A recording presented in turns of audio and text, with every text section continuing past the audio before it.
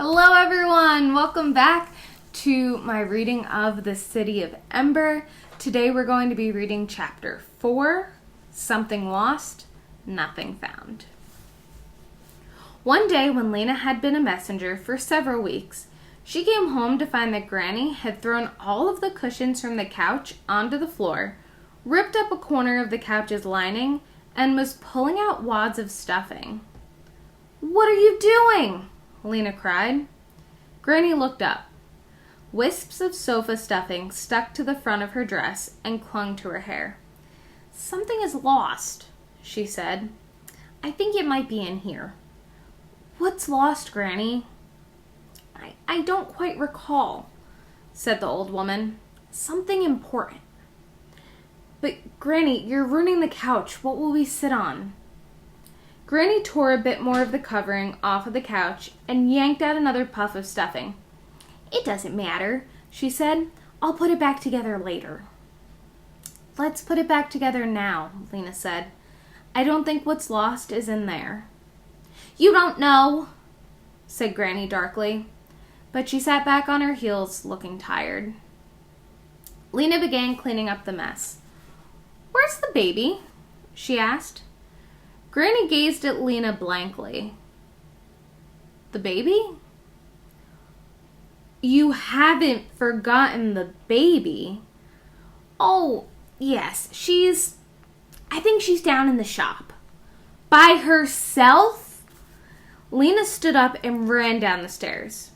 She found Poppy sitting on the floor of the shop, enmeshed in a tangle of yellow yarn. As soon as she saw Lena, Poppy began to howl. Lena picked her up and unwound the yarn, talking soothingly, though she was so upset that her fingers trembled. For Granny to forget the baby was dangerous. Poppy could fall down the stairs and hurt herself. She could wander into the street and get lost. Granny had been so forgetful lately. But this was the first time she'd completely forgotten about Poppy. When they got upstairs, Granny was kneeling on the floor, gathering up the white tufts of stuffing and jamming them back into the hole she'd made in the couch. "It wasn't in there," she said sadly. "What wasn't?" "It was lost a long time ago," said Granny. "My father told me about it." Lena sighed impatiently. More and more, her grandmother's mind seemed caught in the past. She could explain the rules of Pebble Jacks, which she'd last played when she was 8, or tell you what happened at the singing when she was 12, or who'd she danced with at the Clothing Square dance when she was 16. But she would forget what had happened the day before yesterday. "They heard him talking about it when he died," she said to Lena. "They heard who talking?" "My grandfather, the 7th mayor." "And what did they hear him say?" "Ah," said her Granny with a faraway look. "That's the mystery. He said he couldn't get at it. Now it is lost," he said. "But what was it?" "He didn't say." Lena gave up. It didn't matter anyway. Probably the lost thing was the old man's left sock or his hairbrush. But for some reason, the story had taken root in Granny's mind. The next morning on her way to work, Lena stopped in the house of their neighbor, Eveline Murdo. Mrs. Murdo was brisk in her manner, and in her person thin and straight as a nail, but she was kind in her unsmiling way. Until a few years ago, she'd run a shop that sold paper and pencils, and when paper and pencils became scarce, her shop closed. Now, she spent her days sitting by her upstairs window, watching people in the street with her sharp eyes. Lena told Mrs. Murdo about her grandmother's forgetfulness. "Will you look in on her sometimes and make sure that things are all right?" she asked. "I will, certainly," said Mrs. Murdo, nodding twice, firmly. Lena went away feeling better. That day, Lena was given a message by Arbin Swin, who ran the Calais Street vegetable market, to be delivered to Lena's friend Clary, the greenhouse manager.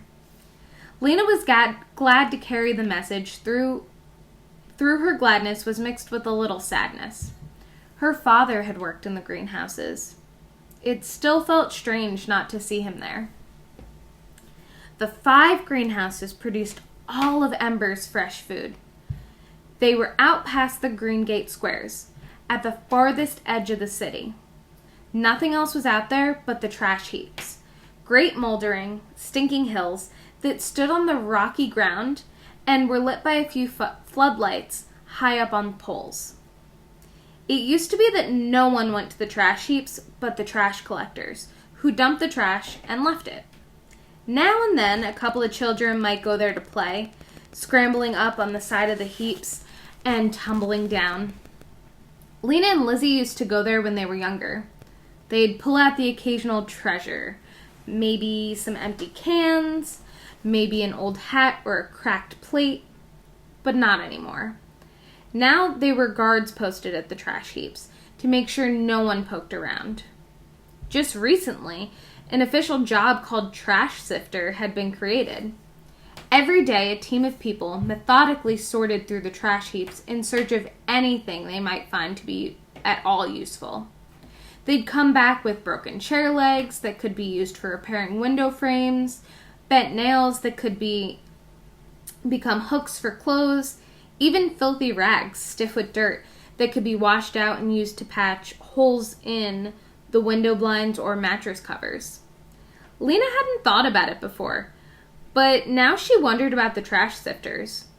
Were they there because Ember really was running out of everything? Beyond the trash heaps, there was nothing at all. That is, only the vast, unknown regions, where the darkness was absolute. From the end of Diggory Street, Lena could see the long, low greenhouses. They looked like big tin cans that had been cut in half and laid on their sides. Her breath came out a little faster. The greenhouses were a home to her in a way. She knew that she was most likely to find Clary somewhere around Greenhouse 1, where the office was, so that was where she headed first. A small tool shed stood beside the door to Greenhouse 1. Lena peeked into it, but only saw rakes and shovels, so she opened the greenhouse door. Warm, furry-smelling air washed over her, and all her love for this place came rushing back. Out of habit, she gazed up towards the ceiling, as if she might see her father there on his ladder, tinkering with the sprinkler system, the temperature gauges, and the lights. The greenhouse light was whiter than the yellowish light of the Ember street lamps. It came from long tubes that ran the length of the ceiling. In this light, the leaves of the plants shone so green they almost hurt Lena's eyes. On the days when she'd come here with her father, Lena had spent hours wandering along the gravel paths that ran between the vegetable beds, sniffing the leaves, poking her fingers into the dirt, and learning to tell the plants apart by their look and smell. There were the beans and the peas with the curly tendrils and dark black spinach, the ruffled lettuce, and the hard, pale green cabbages, some of them as big as a newborn baby's head. What she loved best was to rub the leaves of the tomato plants between her fingers and breathe in their pungent, powdery smell. A long, straight path led from one end of the building to the other. About halfway down the path, Clary was crouching by a bed of carrots. Lena ran towards her, and Clary smiled, brushing the dirt from her hands, and stood up. Clary was tall and solid, with big hands and knobby knuckles. She had a square jaw and square shoulders, and a brown haircut in a short, squarish way. You might have thought from looking at her she was a gruff, unfriendly person, but her nature was just the opposite. She was more comfortable with plants than with people. Lena's father had always said that. She was strong but shy, a person of much knowledge but few words. Lena had always liked her. Even when she was little, Clary did not treat her like a baby, but gave her jobs to do, pulling up carrots, picking bugs off of cabbages. Since her parents had died, Lena had come many times to talk to Clary, or just to work silently beside her. Clary was always kind to her, and working with plants took Lena's mind off of her grief. "Well," said Clary. She smiled at Lena, wiped her hands on her already grimy pants, and smiled some more. Finally, she said, "You're a messenger." "Yes," Lena said, "and I have a message for you. It's from Arbin Swin. Please add 4 extra crates to my order. 2 of potatoes, 2 of cabbages." Clary frowned. "I can't do that," she said. "At least I can send him the cabbages, but only 1 small crate of potatoes." "Why?" asked Lena. "Well, we have sort of a problem with the potatoes." "What is it?" asked Lena. Clary had a habit of answering questions in the briefest way possible. You had to keep asking and asking before she would believe that you really wanted to know and you weren't just being polite. Then she would explain, and you could see how much she knew and how much she loved her work. "I'll show you," she said. She led the way to the bed where the green leaves were spotted with black. A new disease.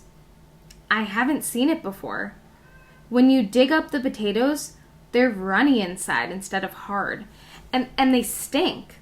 I'm going to have to throw out all the ones in this bed. There are only a few beds left that aren't infected.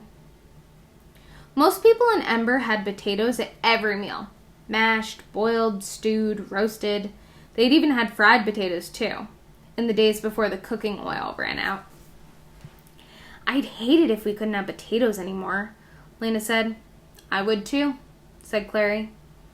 They sat on the edge of the potato bed and talked for a while about Lena's grandmother and the baby, and the trouble Clary was having with the beehives, and about the greenhouse sprinkler system. "It hasn't worked right since..." Clary hesitated and glanced sideways at Lena. "For a long time," she said. She didn't want to say, "since your father died." Lena understood that. She stood up. "I should go," she said. "I have to take Arbin Swin the answer to his message." "I hope you'll come again," said Clary. "You can come whenever. You can come any time." Lena said thank you and turned to go. But just outside the greenhouse door, she heard running footsteps and a strange, high sobbing sound. Or rather, she heard sobs and then a wail, sobs and then a shout, and then more sobs getting louder. She looked back towards the rear of the greenhouses, towards the trash heaps. "Clary!" she called. "There's something..." Clary came out and listened too. "Do you hear it?" "Yes," said Clary. She frowned. "I'm afraid it's someone who..." She peered away towards the crying noise. "Yes, here he comes." Her strong hand gripped Lena's shoulder for a moment. "You'd better go," she said. "I'll take care of this."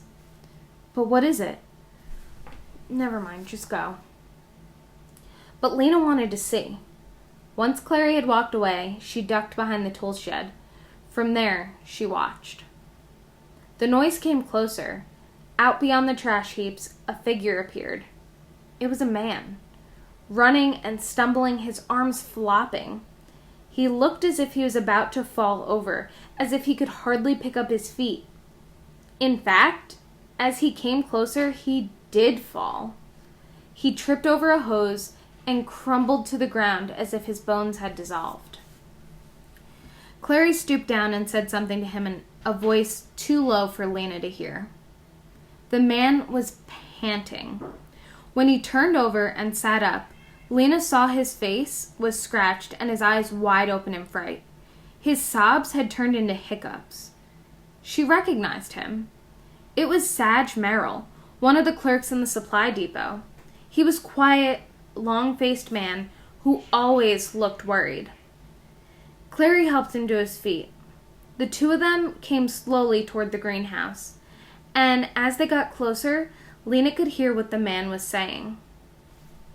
He spoke very fast, in a weak, trembling voice, hardly stopping for breath. "Was sure I could do it. I had to myself. Just one step after another. That's all. One step after another. I knew it would be dark. Who doesn't know that? But I thought, well, dark can't hurt you. I'll just keep going, I thought. He stumbled and sagged against Clary. Careful, Clary said. They reached the door of the greenhouse, and Clary struggled to open it. Without thinking, Lena darted out from behind the tool shed and opened it for her. Clary shot her a quick frown, but said nothing. Sage didn't stop talking. But then the farther I went into the dark, it was... And you can't just keep walking into the black dark, can you? It's like a wall in front of you. I kept turning around to look at the lights of the city because that's all that there was. And then I'd say to myself, don't look back, keep moving. But I kept tripping and falling. The ground is rough out there. I scraped up my hands. He held up one hand and stared at the red scratches on it, which oozed drops of blood. They got him into Clary's office and sat him down in a chair. He rambled on. Be brave, I said to myself. I kept going, and then all of a sudden I thought anything could be out there.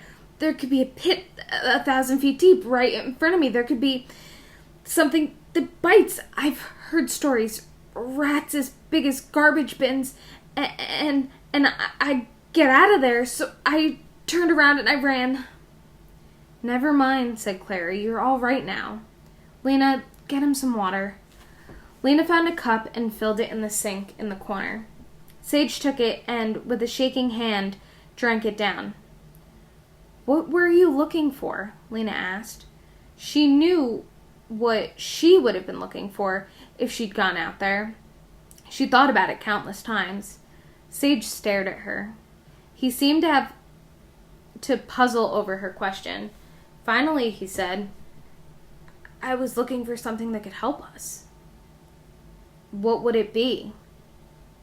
I don't know, like a stairway that leads to somewhere maybe? Or buildings full of, I don't know, useful things? But you didn't find anything or see anything? Lena asked, disappointed. Nothing! There's nothing out there! His voice became a shout and his eyes looked wild again. Or if there was, we could never get to it, never, not without light.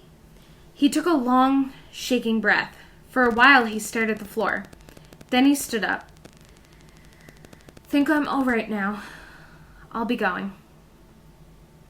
With uncertain steps, he went down the path and out the door. Well, said Clary, I'm sorry that happened while you were here. I was afraid you might be scared. That's why I told you to go. But Lena was full of questions, not fear. She had heard tales of people who tried to go out into the unknown regions. But she had thought about it herself, in fact. She'd wondered the same thing as Sage. She had imagined making her way out into the dark and coming to a wall in which she would find a door to a tunnel, and at the end of the tunnel would be another city, a city of light that she had dreamed about. All it would take was the courage to walk away from Ember and into the darkness, and then to keep going. It might have been possible if you could carry a light to show the way, but in Ember there was no such thing as light you could carry with you. Outside lights were fixed to the poles or to the roofs of the houses. Inside lights were set in the ceiling or had cords that had to be plugged in.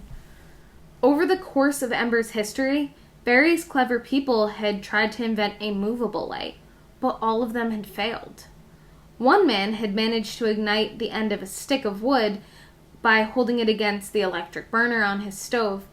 He'd run across the city with a flaming stick, planning to use it to light his journey, but by the time he got to the trash heaps, his torch had gone out. Other people latched onto this idea. One woman who lived on Deadlock Street, very near the edge of the city, managed to get into the unknown regions with her flaming stick. But the stick burned quickly, and before she could go far, the flames singed her hands, and she threw it down. Everyone who had tried to penetrate the unknown regions had come back within a few hours, their enterprise a failure.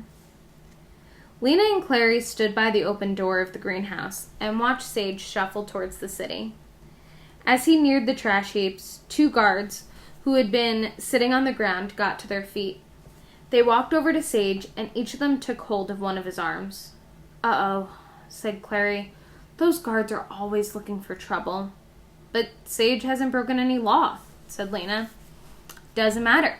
They need something to do. They'll get some fun out of scaring him." One of the guards was shaking his finger at Sage and saying something in a voice almost loud enough for Lena to hear. "Poor man," said Clary with a sigh. "He's the 4th one this year." The guards were marching Sage away now, and on either side of him, Sage looked limp and small between them. "What do you think is out in the unknown regions, Clary?" Clary stared down at the ground, where the light from the greenhouse was casting a long, thin shadow of both of them. "I don't know. Nothing, I guess." "And do you think Ember is the only light in the dark world?" Clary sighed. "I don't know," she said. She gave Lena a long look. Her eyes, Lena thought, looked a little sad. They were deep brown, almost the color of the earth in the garden bed. Clary put a hand in her pocket and drew something out. "Look," she said. In the palm of her hand was a white bean. "Something in this seed knows how to make a bean plant. How does it know that?" "I don't know," said Lena, staring at the hard, flat bean. "It knows because it has life in it," said Clary. "But where does life come from? What is life?" Lena could see the words were welling up in Clary now. Her eyes were bright, her cheeks were rosy. "Take a lamp, for instance. When you plug it in, it comes alive in a way. It lights up. That's because it's connected to a wire that's connected to the generator, which is making electricity, though don't ask me how. But a bean seed isn't connected to anything. Neither are people. We don't have plugs and wires that connect us to generators. What makes living things go is inside them somehow." Her dark eyebrows drew together over her eyes.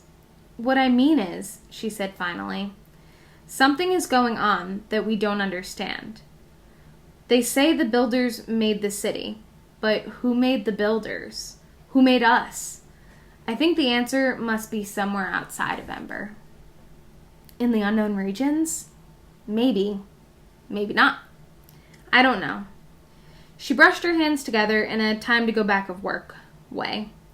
"Clary," said Lena quickly, "here's what I think." Her heart sped up. She hadn't told this to anyone before. "In my mind, I see another city." Lena watched to see if Clary was going to laugh at her, or smile in that overly kind way. She didn't, so Lena went on. "It isn't like Ember. It's white and gleaming. The buildings are tall and sort of sparkle. Everything is bright, not just the buildings, but all around them too, even up in the sky. I know it's just my imagination, but it feels real. I think it is real." Clary said, And then she said, "Where would such a city be?" "That's what I don't know, or how to get to it. I keep thinking there's a door somewhere, or maybe out in the unknown regions, a door that leads out of Ember, and then behind the door a road." Clary just shrugged her shoulders. "I don't know," she said. "I have to get back to work, but here, take this." She handed Lena the bean seed, took a little pot from a shelf, scooped some dirt into it, and handed the pot to Lena too. "Stick the bean in here and water it every day," she said. "It looks like nothing, like a little white stone, but inside it there's life. That must be a sort of clue, don't you think? If we could just figure it out." Lena took the seed and the pot. "Thank you," she said. She wanted to give Clary a hug, but didn't, in case it would embarrass her. Instead, she just said goodbye and raced back towards the city. So that's the end of chapter 4. I hope you guys enjoyed it. Next week we're going to read chapter 5. All right. Bye, guys. Have a good day. Be good people. Make good choices. See you later.